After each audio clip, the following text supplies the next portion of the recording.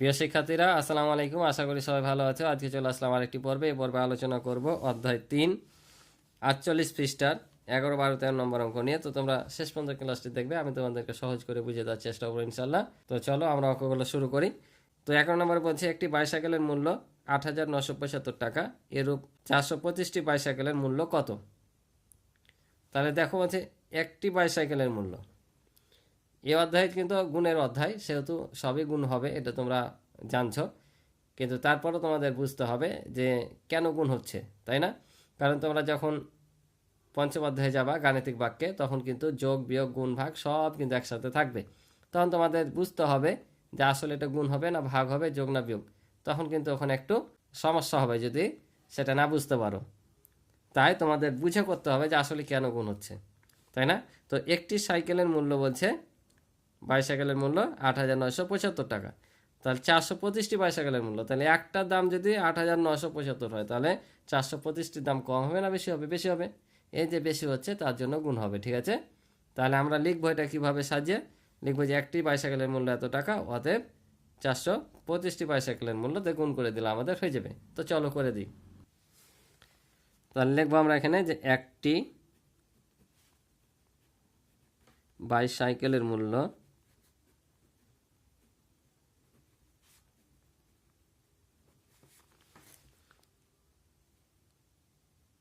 8,975 টাকা,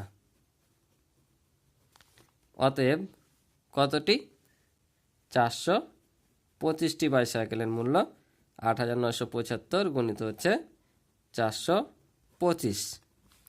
তাহলে এটা এখন আমরা গুণ করে যা পাবো তা এখানে বসিয়ে দেবো, ঠিক আছে? তাহলে আমরা গুণ করি, এখানে গুণ করে দেখিয়ে দেবো।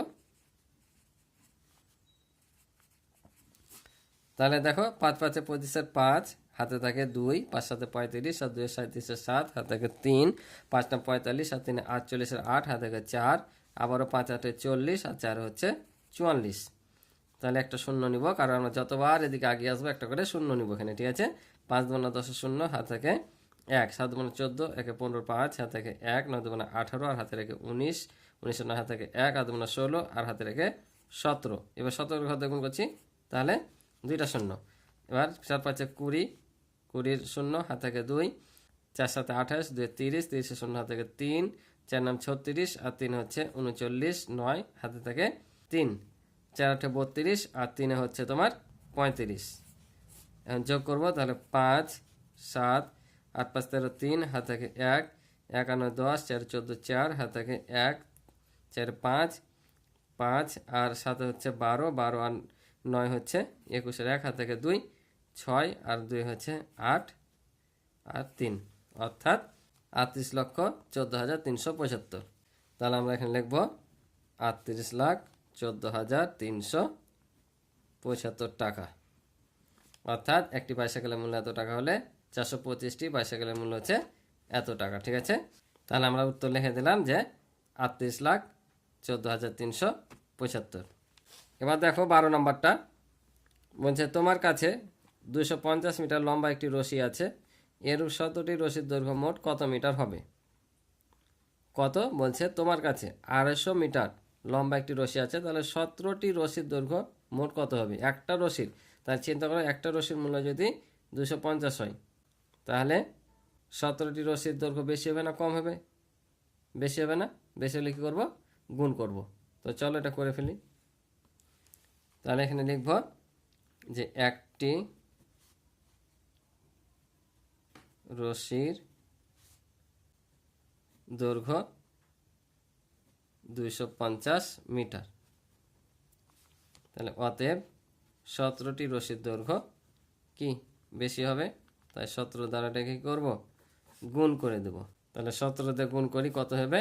তাহলে দেখো 0, 5 7 35, হাতে থাকে 3, 7 14, আর 3 হচ্ছে 17, 0 0 5 2, তাহলে যোগ করলে 0 5 7 5 12, 2 হাতে থাকে 1 3 4, অর্থাৎ 4,250, 4,250 মিটার হবে। বুঝতে পারছ? একটি রশির দৈর্ঘ্য যদি এত মিটার হয়, তাহলে 17টি রশির দৈর্ঘ্য হবে এত মিটার। উত্তর 4,250 মিটার। আশা করি বুঝেছ। এবার দেখো 13 নম্বর অঙ্ক বলছে নিচের বাক্য দিয়ে গল্প তৈরি করি। নিচের বাক্য দিয়ে গল্প তৈরি করতে বলছে, অর্থাৎ এখানে দেখতে পাচ্ছ 240 গুণিত 25, আরেকটা দেওয়া আছে প্রথম কাটায় ফাঁকা গুণিত 72, তারপর দেওয়া আছে এই দুটা দিয়ে তোমাদের কি করতে হবে, গল্প তৈরি করতে হবে। ঠিক আছে, তো চলো তোমাদেরকে আমি গল্প তৈরি করে দিই। তো দেখো তাহলে আমি তোমাদেরকে গল্প তৈরি করে দিলাম।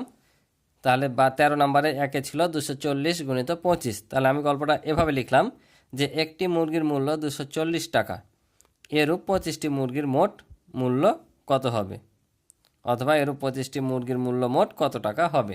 ঠিক আছে, এই গল্পটা তোমরা লিখতে পারো। কি বললাম যে একটি মুরগির মূল্য 240 টাকা, এরূপ 25টি মুরগির মূল্য মোট কত টাকা হবে, বা মোট মূল্য কত হবে। ঠিক আছে, এটা একটা। আর দ্বিতীয় নম্বরে ছিল প্রথমকার ঘরটায় ফাঁকা, তারপর গুণিত 72 সমান সমান 7200 ছিল। ঠিক আছে, এটা কেমন ছিল তোমার, যে প্রথম ঘরটায় ফাঁকা, তোমরা বই দেখো, তারপর গুণিত 72, তারপর যে 7200। তাহলে এটা যদি হয়, তোমরা এখানে একটা জিনিস লক্ষ্য করে দেখো, আমাদের যদি এখানে গুণফল দেওয়া থাকে সরাসরি, এই গুণফল যদি দেওয়া থাকে, আর এই গুণ্য আর গুণক যদি দুটা ঘরের মধ্যে যে কোনো একটা ঘর ফাঁকা থাকে, তাহলে সবসময় আমরাকে ভাগ করতে হয়। যেমন এই ঘরটা ফাঁকা আছে, গুণ্যর ঘর ফাঁকা আছে, এই গুণক দিয়ে এটাকে আমাদের ভাগ করতে হবে, বুঝছো। যদি এটা ফাঁকা থাকতো আর এইটা দেওয়া থাকতো, তাহলে আমাদের এইটা দিয়ে এটাকে ভাগ করতে হতো। অর্থাৎ আমাদের গুণ্য বা গুণক যেটাই ফাঁকা থাকুক না কেন, এই যেটা দেওয়া থাকবে সেটা দিয়ে এটাকে ভাগ করতে হয়, অর্থাৎ গুণফলকে ভাগ করতে হয়। বুঝেছ, তাহলে আমাদের অঙ্কটা এভাবেই কিন্তু গল্প লিখতে হবে। তো আমি লিখে দিয়েছি অবশ্যই। তো এখানে গুণের অধ্যায়ে কেন ভাগের অঙ্ক দিল, হয়তো পরবর্তী পৃষ্ঠায় তোমাদের ভাগের অঙ্ক আছে, ওই জন্য তোমাদের এটা হয়তো ভাগের অঙ্ক একটা দিয়েছে। অঙ্ক করতে বলেনি যে ভাগ করতে হবে, শুধু গল্প তৈরি করতে বলেছে, ওই জন্য আরও দিয়েছে। এবং পরবর্তী যেহেতু ভাগ আছে সেই জন্য হয়তো ভাগ দিয়েছে, যেন তোমরা ভাগ সম্পর্কে ধারণা পাও। তাহলে এভাবে লিখলাম আমি, দেখো যে একটি ঝুড়িতে 7200টি লিচু রয়েছে। যদি একজন ছাত্র 72টি করে লিচু পায়, তাহলে কতজন ছাত্র লিচুগুলো পাবে। তাহলে আমাদের কী করতে হবে, এটাতে এটাকে ভাগ করতে হবে, কারণ ভাগ করলে আমরা এখানে ছাত্র সংখ্যাটা পাবো। ঠিক আছে, ওই জন্য এটা ভাগ, কিন্তু ভাগের অঙ্ক এটা। তাহলে কি বললাম, একটি ঝুড়িতে 7200টি লিচু রয়েছে, যদি একজন ছাত্র 72টি করে লিচু পায়, তাহলে কতজন ছাত্র লিচুগুলো পাবে। এটাই ছিল গল্প। তো আশা করি তোমরা অঙ্কগুলো বুঝেছো। তো ক্লাসটি ভালো লাগলে অবশ্যই চ্যানেলটি সাবস্ক্রাইব করে আমার পাশে রইবে এবং ভিডিওতে একটি লাইক করে দিবে। আর ইতিপূর্বে যারা চ্যানেলটি সাবস্ক্রাইব করে রয়েছে তাদেরকে অসংখ্য ধন্যবাদ। আমার এই অধ্যায়ের সম্পূর্ণ ভিডিও দেখতে চাইলে এই ভিডিও ডিসক্রিপশানে তোমরা লিঙ্ক পেয়ে যাবে, অথবা আমার চ্যানেলের প্লে লিস্টের মাধ্যমে তোমরা দেখে নিতে পারো। তো আজকে ভালো থাকো, সুস্থ থাকো, দেখা হবে পরবর্তী পর্বে। আল্লাহ হাফেজ।